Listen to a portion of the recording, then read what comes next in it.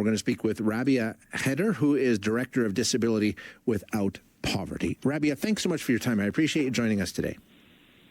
Thank you for having me. Now, these claims from the government, let's start there. They say it's the biggest line item in the budget, a $4.8 billion boost to the Canada Disability Benefit. 25,000 people will be lifted up out of poverty because of this spending. You don't agree? You don't think that's true? I mean, we got to be careful, I guess, right? 27% of the population of this country is disabled. Out of every 10 people living in poverty, 4 people are disabled. Yep. We're talking about 1.24 to 1.6 million people with disabilities living in poverty in this country, and they are going to lift 25,000 people. Okay, would you put it that way, Rabia?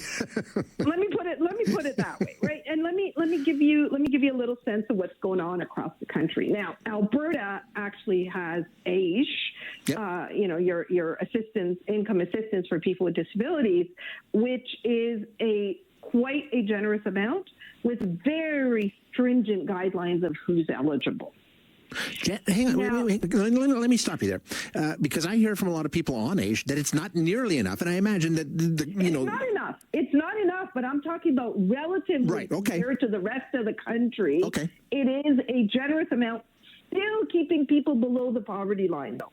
Still below the poverty line, and this top-up benefit won't even lift people on AISH out of poverty. Okay, because it's only $200 Okay, yeah, let's get to the nuts and bolts. It's $200 per month per recipient, right?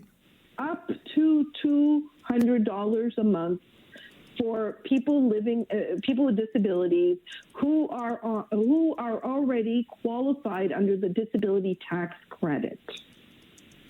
Which may not be the people with disabilities who are in the deepest of poverty, because the disability tax credit, the DTC, has its own problems. You have to get a medical doctor to fill out forms and all this kind of stuff, and it has a pretty stringent definition. And disabled people living in poverty don't really feel that they have sufficient income to even file income tax. What's the point? They have to pay somebody to file income tax. They have to pay a doctor to fill out a form. What does it give them? They don't see the benefit. And now for this $200, they may start doing that slowly, but there are people in this country who don't have family doctors in millions.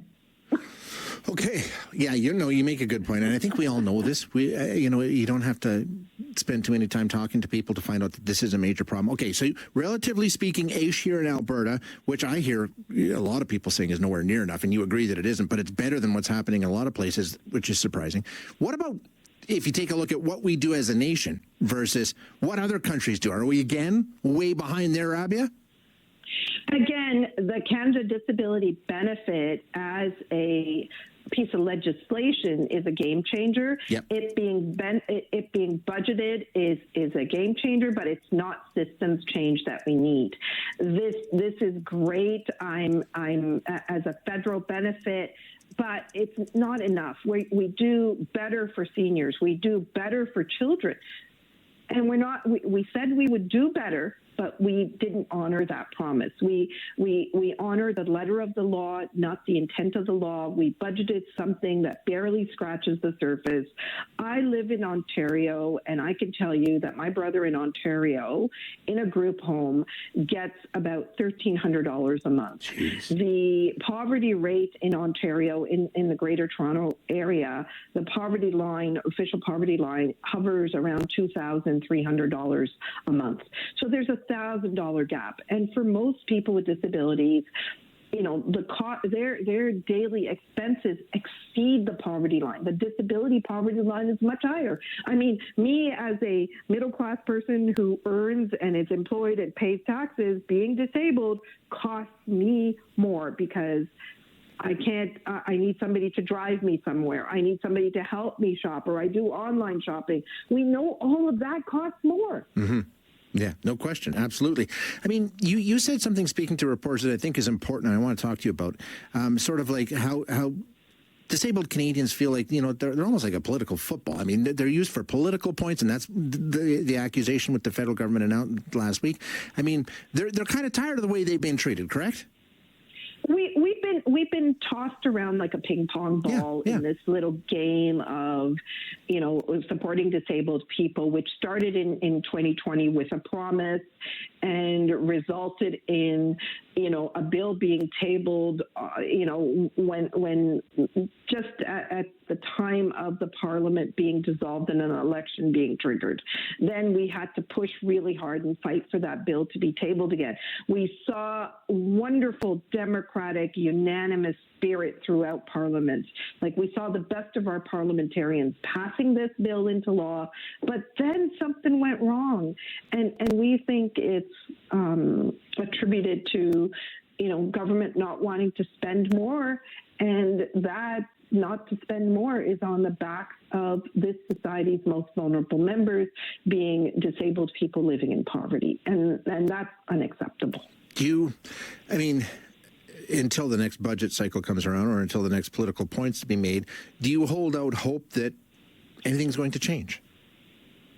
Hope is always there if we put our reaction into action. And that's what we're doing through our Better the Benefit campaign. We are going to be getting on the road, getting disabled people out there, sharing their stories, pressing their local officials, anybody and everybody elected to government, whether provincially or federally, needs to hear the real stories of the real lives of disabled people living in poverty. 91% of Canadians supported the Canada Disability Benefit. Like, they want to end disability poverty. So they're spending that Canadians don't approve of, and then they're spending that Canadians approve of. And Canadians feel that disabled people should not be living in poverty in this country. Yeah, exactly. And you make such a great point, and you do it so well. Rabia, thank you so much for being here with us today. I really do appreciate it. Thanks for having me. Take care.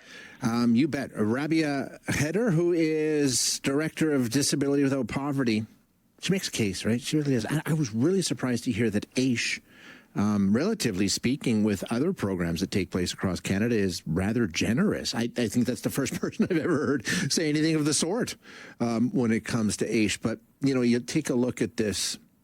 $200 a month is the increase, and the claim that 25,000 people raised out of the poverty line, and like she said, you're talking about 1 in 10, 1 in 4, depending on how you categorize it. I mean, gee, thanks. What about the other millions that are still in that situation? I mean, I get it. All these programs cost money, but like she said, if you talk to Canadians, you poll Canadians, is this a priority for spending?